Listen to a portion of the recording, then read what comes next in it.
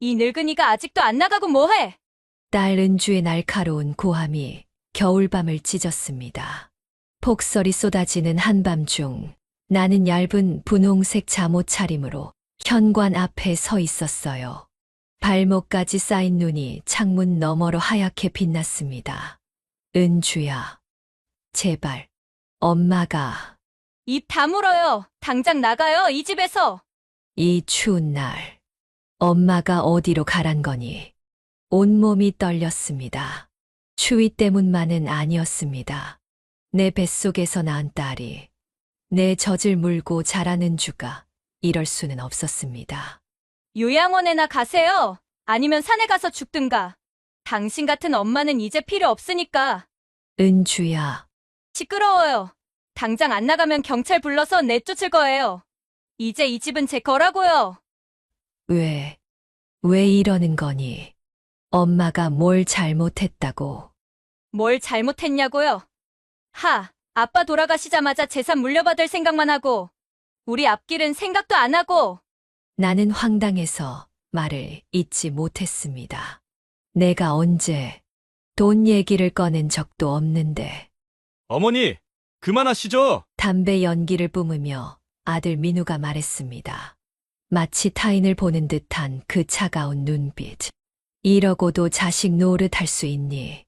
너희가 이럴 수 있니? 자식 노릇이요?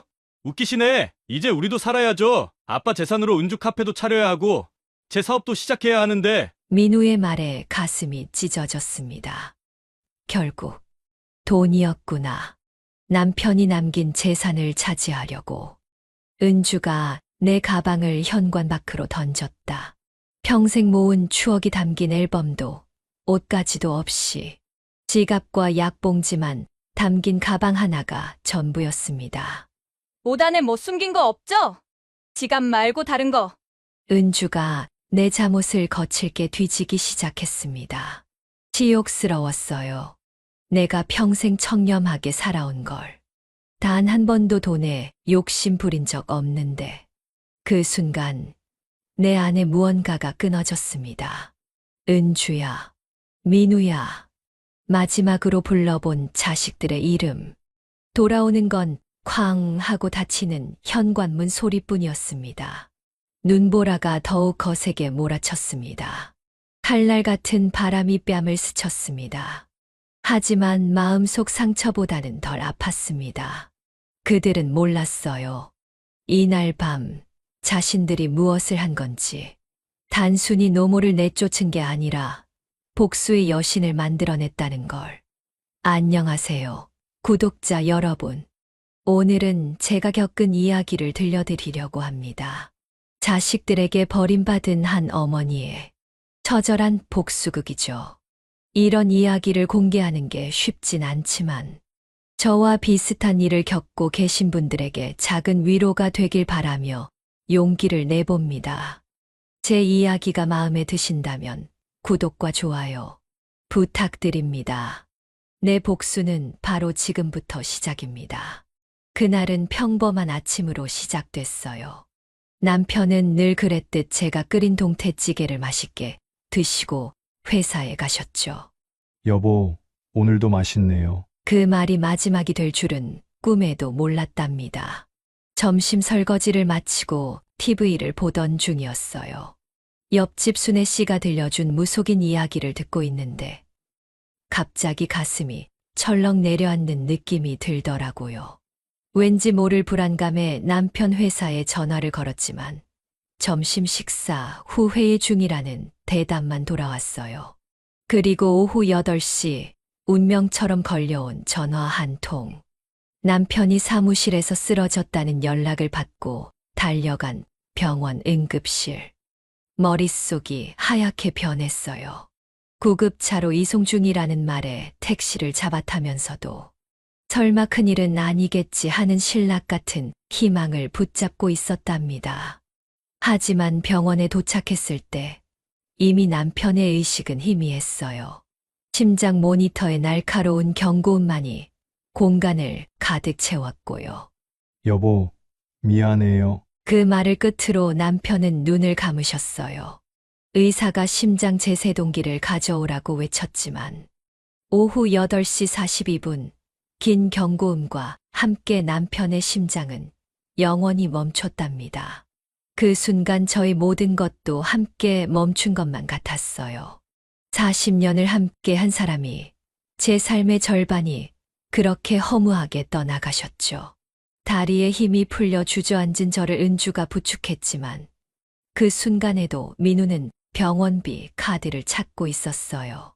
남편의 몸이 채 식기도 전에 통장을 묻는 자식들의 목소리가 흐릿하게 들려왔답니다. 장례식장으로 향하는 구급차 안에서 저는 멍하니 남편의 차가운 손을 잡고 있었어요. 늘 따뜻하던 그 손이 이렇게 차가워질 줄 몰랐죠. 새벽녘이 되어서야 도착한 장례식장. 형광등 불빛 아래 놓인 남편의 얼굴은 마치 잠든 것처럼 평화로워 보였어요. 하지만 그 평화로움도 잠시 자식들의 모습은 전혀 다른 방향으로 흘러갔답니다.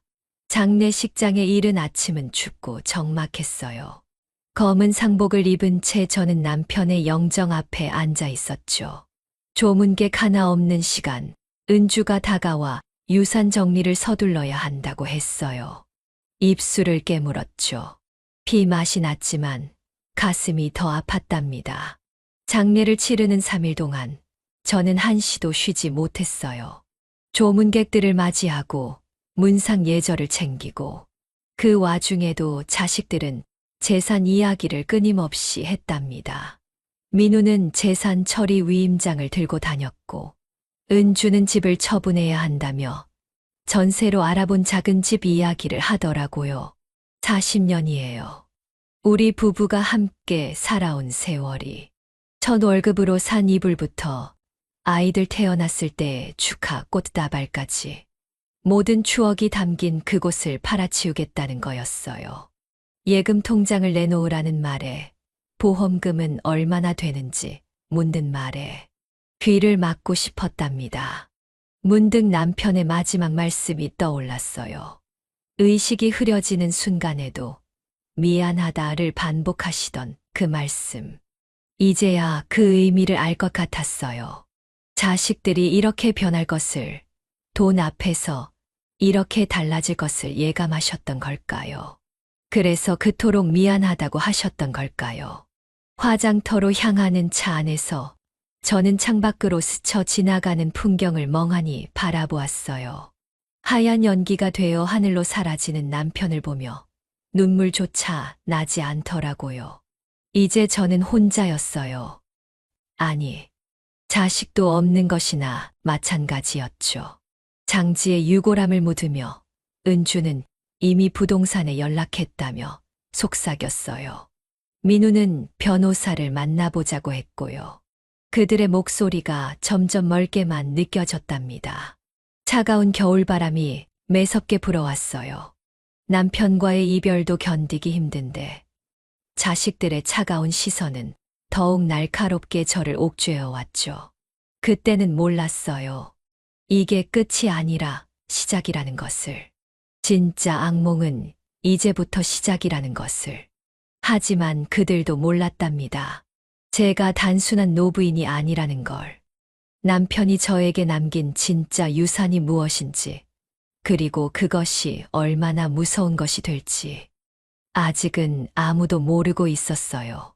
장례를 치른 지 일주일. 창밖으로 눈발이 날리는 어느 아침이었어요. 식탁에 혼자 앉아 밥을 먹으려는데 현관문 비밀번호 누르는 소리가 들렸답니다. 은주와 민우가 들어왔어요. 평소 같았으면 반가웠을 텐데 왠지 모를 불안감이 엄습하더라고요. 엄마, 오늘은 꼭 이야기 좀 해야겠어. 은주의 목소리에는 다급함이 묻어 있었어요. 민우는 서류 가방을 들고 와 테이블 위에 펼쳐놓았죠. 보험 증서, 통장, 등기부등본, 남편과 관련된 모든 서류들이었답니다. 이제 이런 거 정리할 때가 됐잖아요. 아빠도 가시고. 민우가 말끝을 흐렸지만 눈빛은 차가웠어요. 저는 천천히 밥그릇을 내려놓았어요. 입맛이 싹 사라졌답니다.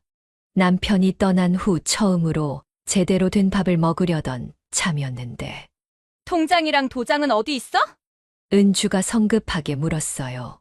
그 말에 가슴 한켠이 찌르르 했답니다. 아버지가 돌아가신 지 일주일도 되지 않았는데 벌써부터 도장은 서랍에 말하기도 전에 은주는 벌써 안방으로 향하고 있었어요. 서랍을 뒤지는 소리가 들렸죠. 마치 도둑이 든 것처럼 민우가 서류 하나를 내밀었어요. 위임장이었죠. 모든 재산 관리를 자식들에게 위임한다는 내용이었답니다. 이거 무슨 어머니 혼자서는 관리하기 힘드시잖아요. 저희가 도와드리는 거예요. 도와준다. 그 말이 왜 이리 공허하게 들리던지. 찾았다. 은주가 아버지의 도장을 들고 나왔어요. 얼굴에는 승리의 미소가 어려 있었죠. 제 가슴은 더욱 무거워졌답니다. 이제 은행에 가서 잠깐. 저도 모르게 손을 들어 제지했어요. 무언가 잘못되고 있다는 느낌. 이건 도움이 아니었으니까요. 왜? 또 뭐가 문제라도. 은주의 말투가 날카로워졌어요. 더 이상 예전에 그의 애교 넘치던 목소리가 아니었답니다. 이건 좀 더 생각해봐야 해. 생각할 게 뭐가 있어? 어차피 나중에 우리 거 될 텐데. 은주의 본심이 드러난 순간이었어요. 나중에 우리 거. 그래요. 결국 이런 생각이었던 거죠. 이 집도 너무 커요. 어머니 혼자 사시기에는. 민우가 말을 이었어요. 마치 짜고 친 각본처럼 둘의 말이 이어지더라고요. 맞아. 작은 전세로 가시면 이 집에서 살 거야. 단호하게 말했어요. 40년을 살아온 이 집. 남편과의 추억이 담긴 이곳을 떠날 순 없었거든요. 에이, 고집 좀 그만 부리시지. 너희 아버지가 이 집을 지키라고 했어. 돌아가신 분 말씀까지 들먹이시면서 은주의 눈빛이 차가워졌어요. 저런 눈빛은 처음이었답니다. 어머니, 현실적으로 생각하셔야죠. 재산 관리도 그렇고. 그래, 현실적으로 생각하자. 너희들이 진짜 원하는 게 뭐니? 제 목소리가 떨렸어요. 분노 때문이었을까요? 슬픔 때문이었을까요? 당연히 어머니를 위해서. 거짓말 하지 마. 순간 방 안이 조용해졌어요. 창밖에 눈발만이 소리 없이 내리고 있었죠. 우리가 거짓말이라니. 어머니도 참. 내 눈빛에 써 있구나. 돈이 먼저라는 게. 은주가 자리에서 벌떡 일어났어요. 더 이상 감정을 숨기지 않더라고요. 그래, 돈이야. 우리도 살아야 하잖아. 은행 대출금도 있고 카페 차릴 돈도 필요하고. 은주야. 민우가 말리려 했지만 이미 늦었답니다. 이제 와서 무슨 효도니 뭐니. 현실은 냉정한 거야. 어차피 나중에 받을 돈 지금 미리 쓰면 안 되나? 저는 천천히 일어났어요. 다리가 후들거렸죠. 너희들 이렇게 될 줄 알았다. 뭐라고? 너희 아버지가 그러더라. 마지막으로 전화했을 때 미안하다고, 자식들 잘못 키워서 미안하다고. 순간 은주의 얼굴이 일그러졌어요. 민우는 고개를 돌렸고요. 이제 그만 가봐. 더 이상 할 말 없다. 어머니. 가라고 했어. 처음으로 고함을 질렀답니다. 손이 떨렸어요. 아니, 온몸이 떨렸죠. 둘은 마지못해 일어났어요. 하지만 현관문을 나서며 은주가 던진 말이 비수처럼 꽂혔답니다. 곧 후회하실 거예요. 우리가 어떻게 나올지 두고 보세요. 문이 쾅 하고 닫혔어요. 그제야 눈물이 흘렀답니다. 서랍에서 남편의 사진을 꺼냈어요. 언제나 온화하게 웃고 계시는 그 얼굴. 여보, 어쩌면 좋아요. 우리가 그렇게 키운 자식들이 이렇게 변해버렸어요. 창밖의 눈은 더욱 거세게 내리고 있었어요. 마치 제 눈물처럼. 하지만 이게 끝이 아니었어요. 자식들의 탐욕은 이제 막 시작이었죠. 그리고 저는 이제 더 이상 약한 어머니로 남아있지 않을 거예요. 남편이 마지막으로 남기신 것. 그들은 아직 모르고 있답니다. 진짜 비밀을. 그리고 그 비밀이 그들의 운명을 어떻게 뒤바꿔 놓을지도요. 그날은 유독 추웠어요. 남편이 떠난 지 한 달째 되던 날이었죠. 창밖으로는 폭설이 쏟아지고 있었고, 텔레비전에서는 40년 만에 한파라는 뉴스가 나오고 있었답니다. 그때 현관문이 열렸어요. 평소처럼 인사를 하려는데 들어온 건 낯선 사람들이었어요. 검은 양복을 입은 남자 둘, 그리고 그 뒤를 따라 들어오는 은주와 민우였죠. 누구? 어머니, 이제 결정됐어요. 민우가 서류 뭉치를 들이밀었어요. 등기부등본이었답니다. 이 집이 이미 팔렸다는 내용이었어요. 이게 무슨... 내일이면 새 주인이 들어와요. 짐 정리하시고. 숨이 막혔어요. 머릿속이 하얘졌답니다. 40년을 살아온 이 집을 저도 모르게 팔아버렸다니요. 이럴 순 없어. 이건 불법이야. 불법이라뇨. 어머니 도장으로 다 진행했는걸요? 그제야 기억났어요. 일주일 전 은주가 가져간 도장. 은행일 처리하는데 필요하다며. 은주야. 내가 이럴 수가. 에이, 이제 와서 뭘 그러세요. 어차피 혼자 사시기엔 너무 크잖아요. 이 집이. 은주의 말투는 가볍기만 했어요. 마치 오랫동안 준비한 계획이 성공한 것처럼 승리에 취한 목소리였어요. 옷이랑 필요한 거 꾸리세요. 요양원은 제가 알아뒀으니까. 요양원이라고? 온몸에 식은땀이 흘렀습니다. 이게 현실이라고. 내가 지금 악몽을 꾸고 있는 건 아닐까. 짐은 크게 못 가져가세요. 요양원 방이 좁으니까. 은주가 내 방으로 들어가 캐리어를 꺼내기 시작했어요. 마치 쓰레기를 정리하듯 아무렇게나 옷을 구겨 넣었어요. 잠깐만. 사진첩을 집으려는데 은주가 뺏어갔어요. 이런 건 필요 없어요. 어차피 요양원에서는. 돌려줘. 그건 내 거야. 남편과의 추억이 담긴 사진들인데 그걸 빼앗길 순 없었어요. 시끄러워요. 이제 그만하시죠. 은주의 눈빛이 매서워졌어요. 저런 눈빛을 가진 애를 내가 키웠다니. 옷 좀 갈아입으세요. 이대로 요양원에는 못 가시잖아요. 민우가 말했어요. 그제야 보니 나는 아직 잠옷 차림이었네요. 하필 오늘은 남편이 좋아하던 분홍색 잠옷을. 난 여기서 살 거야. 떨리는 목소리로 말했죠. 하지만 은주는 이미 현관문을 열고 있었어요. 에이, 그러시지 말고. 어차피 내일이면 새 주인 온다니까요. 법적으로도 이제 이 집은. 그때였어요. 현관문 밖으로 눈보라가 휘몰아치고 찬바람이 온몸을 덮쳤어요. 은주가 내 팔을 잡아 끌었어요. 나가세요. 이제 더 이상 이 집에서. 그 순간 머릿속에서 뭔가 끊어지는 소리가 들렸습니다. 모성이었을까요? 자식에 대한 미련이었을까요? 현관 앞에 내팽개쳐진 캐리어. 그리고 제 손에 쥐어진 요양원 안내문 한 장. 이게 전부였어요. 은주야, 민우야. 마지막으로 불러본 자식들의 이름. 하지만 돌아온 건 쾅 하고 닫히는 현관문 소리뿐이었어요. 눈보라가 더욱 거세게 몰아쳤어요. 분홍색 잠옷은 순식간에 눈에 젖었고 발목까지 쌓인 눈이 파고들었답니다. 그때 옆집 순애 씨가 뛰어나왔어요. 정희 씨. 하지만 저는 걸음을 옮겼어요. 이미 돌아갈 집은 없었거든요. 40년의 세월이, 자식들과의 추억이, 남편과의 기억이, 모든 게 한순간에 무너져 버렸답니다. 횡단보도 앞에 멈춰 섰어요.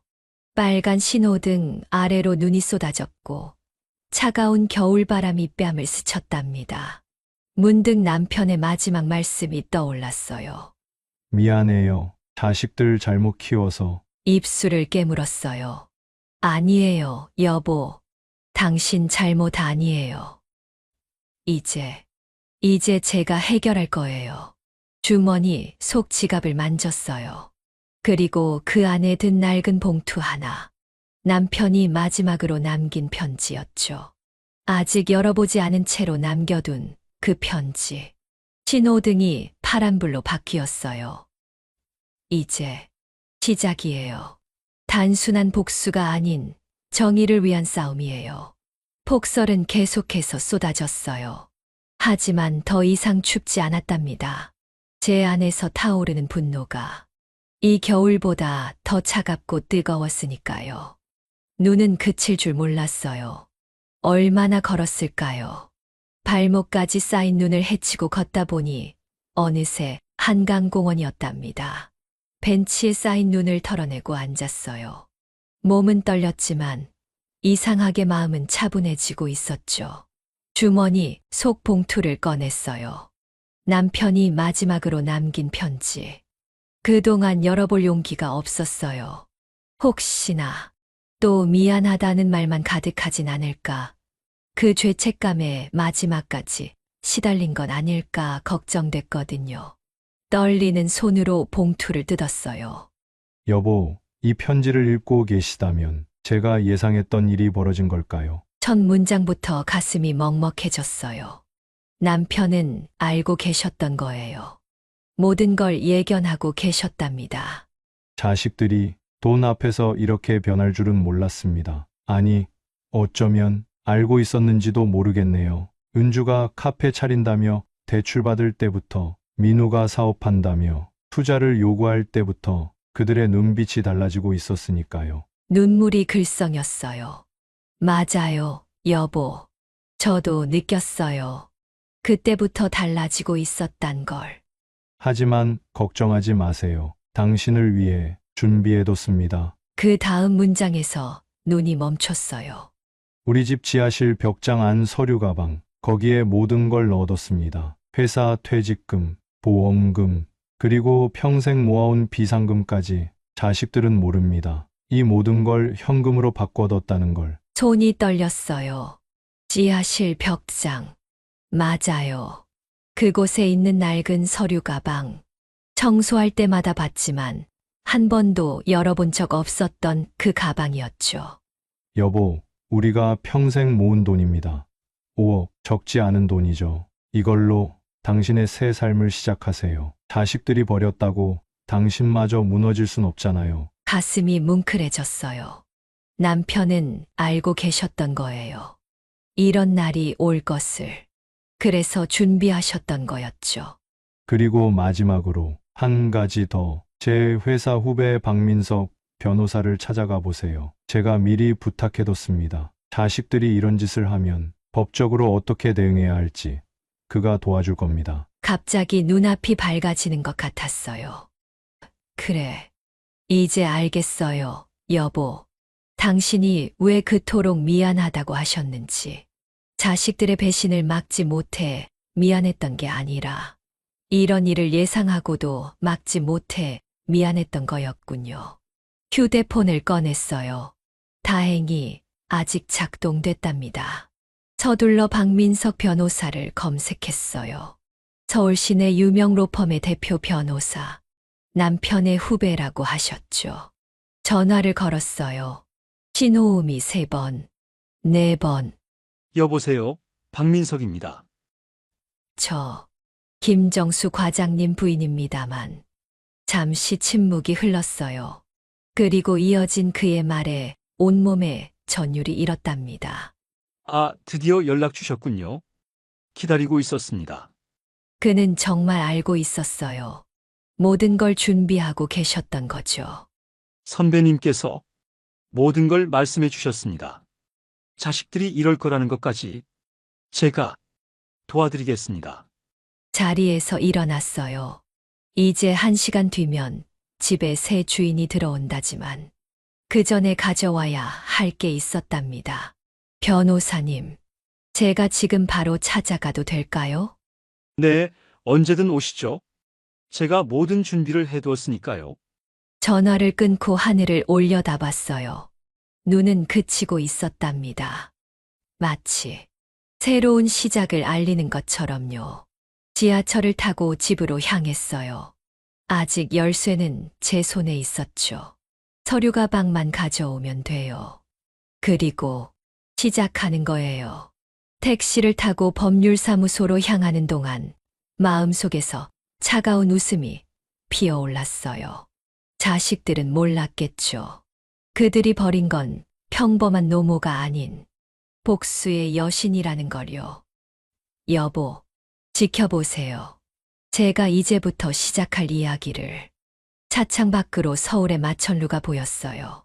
저 화려한 빌딩 숲속에서 이제 제 게임이 시작될 거예요. 당신이 그토록 미안해하지 않아도 돼요. 이제는 제가 우리의 정의를 세울 테니까요.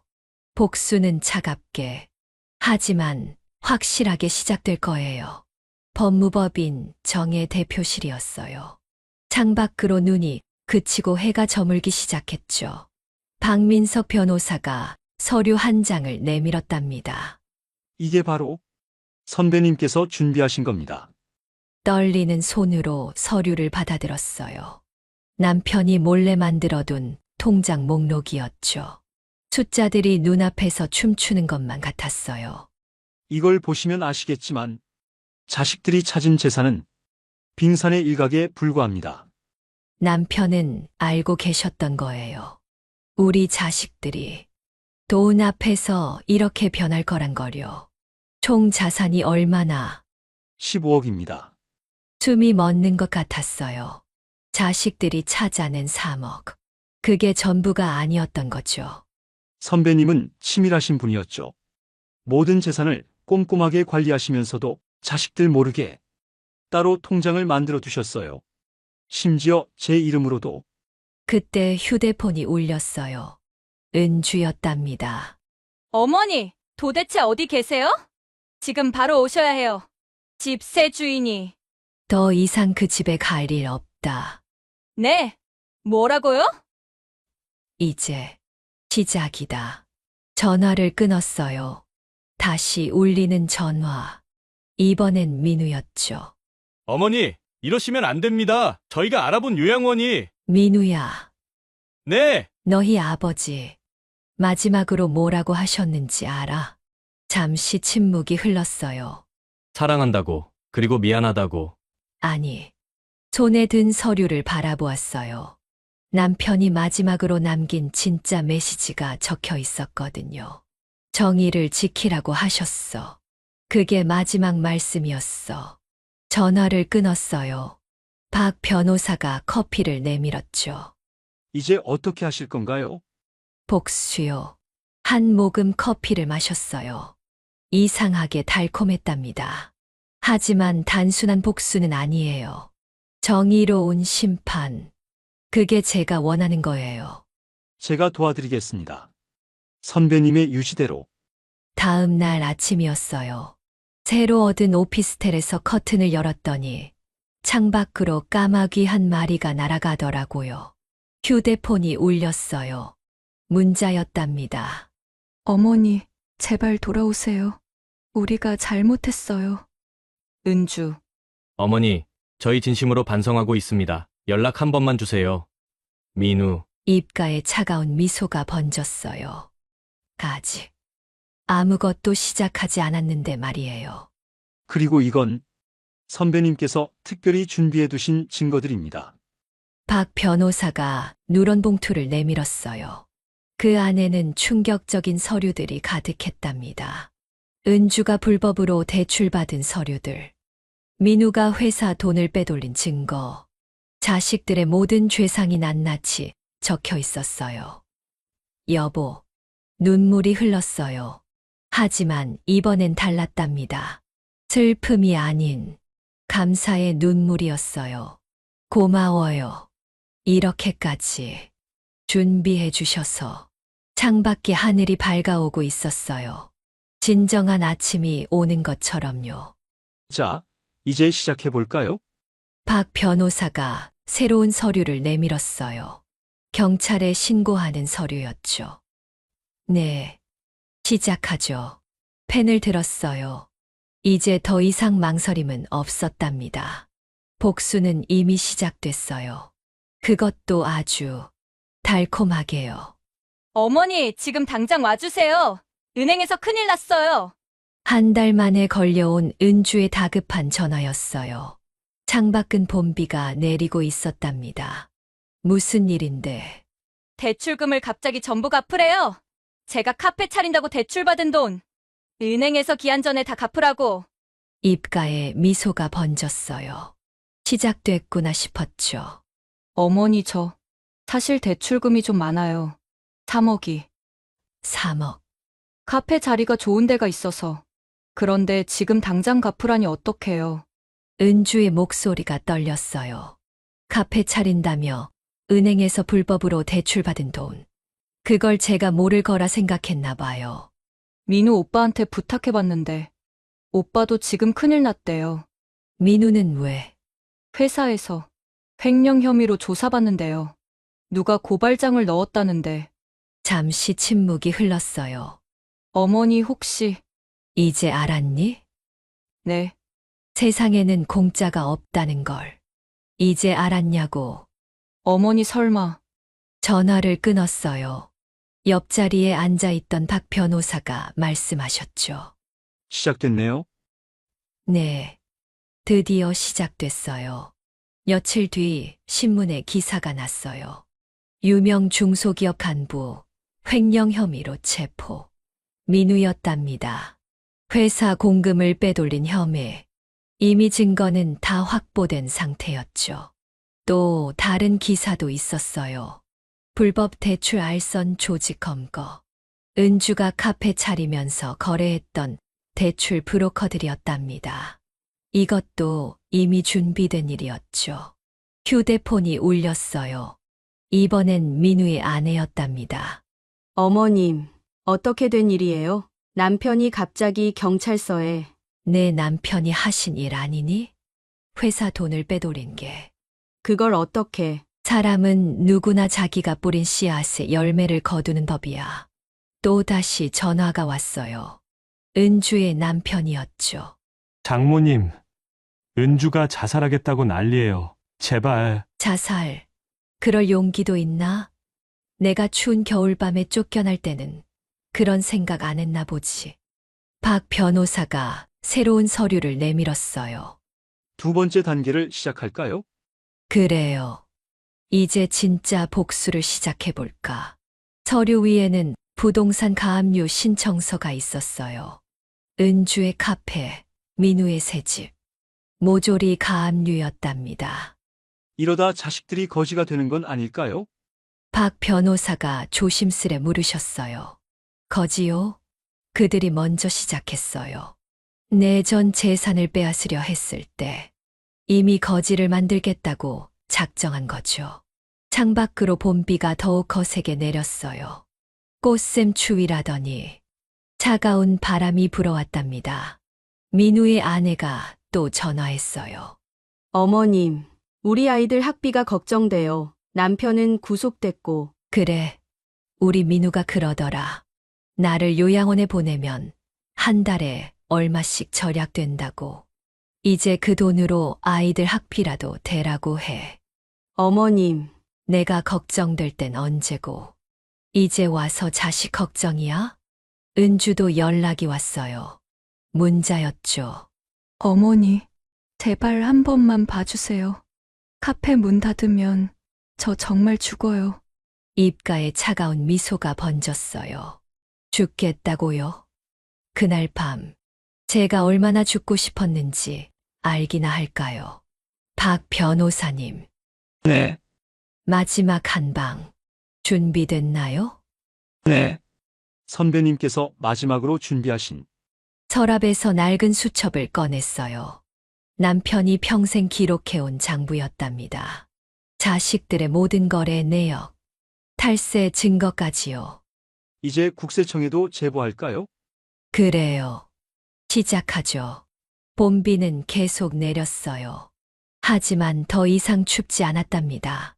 제 가슴 속 분노가 이 봄비보다 더 뜨거웠으니까요. 복수는 이제 절정을 향해 달려가고 있었어요. 그리고 저는 처음으로 싱긋 웃을 수 있었답니다. 봄꽃이 만발한 어느 날 아침이었어요. 신문을 펼쳐보았답니다. 신문을 보니 큰 글씨로 실려 있더라고요. 회사 돈을 빼돌린 임원, 5년 동안 교도소에 가기로 결정. 은행 돈 불법으로 빌려준 사람들 잡혀. 카페 주인도 포함. 세금 제대로 안 낸 사람들 126명 적발. 안 낸 세금 물어내야. 아침 뉴스에서도 이 이야기를 하더라고요. 우리 민우는 5년 동안 교도소에 가게 됐고, 은주는 교도소는 안 가도 됐지만, 카페 문을 닫아야 했어요. 게다가 세금도 5억이나 더 내야 한다고 하더라고요. 어머님, 커피 한잔 하시죠. 옆자리에 앉은 순애 씨가 말씀하셨어요. 그날 밤, 폭설이 내리던 날, 저를 도와주신 이웃이었죠. 고마워요, 순애 씨. 조용한 카페 테라스였어요. 봄바람이 흔드는 벚꽃 아래서 우리는 차를 마시고 있었답니다. 자식들은 어떻게 됐대요? 민우는 교도소, 은주는 도망가듯 시골로 내려갔대요. 빚 독촉이 너무 심해서 순애 씨가 한숨을 쉬었어요. 그래도 너무하신 거 아니에요? 너무하다고요? 나는 천천히 찻잔을 내려놓았습니다. 그날 밤을 기억하세요? 제가 잠옷 차림으로 쫓겨났을 때 그렇긴 하지만 공정한 거예요, 순애 씨. 그들이 저지른 일에 대한 정당한 대가죠. 그때 전화가 울렸어요. 교도소에서 걸려온 민우의 전화였어요. 어머니, 그래, 민우야. 죄송합니다. 이제야 깨달았어요. 뭘. 아버지의 진짜 뜻을, 그리고 어머니의 마음도. 눈시울이 붉어졌어요. 하지만 이번엔 달랐죠. 용서해 주실 수 있으세요? 잠시 침묵이 흘렀어요. 시간이 필요하구나. 내가 진정으로 뉘우칠 시간이. 또 다른 전화. 은주였어요. 어머니, 저 시골에서 농사 짓기 시작했어요. 빚도 조금씩 갚아나가고 있고요. 그래. 매일 밤, 그날 일만 생각나요. 제가 어떻게 그럴 수 있었는지.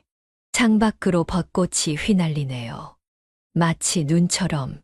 어머니 언젠가는 다시 만나뵐 수 있을까요? 그래. 언젠가는 전화를 끊었어요.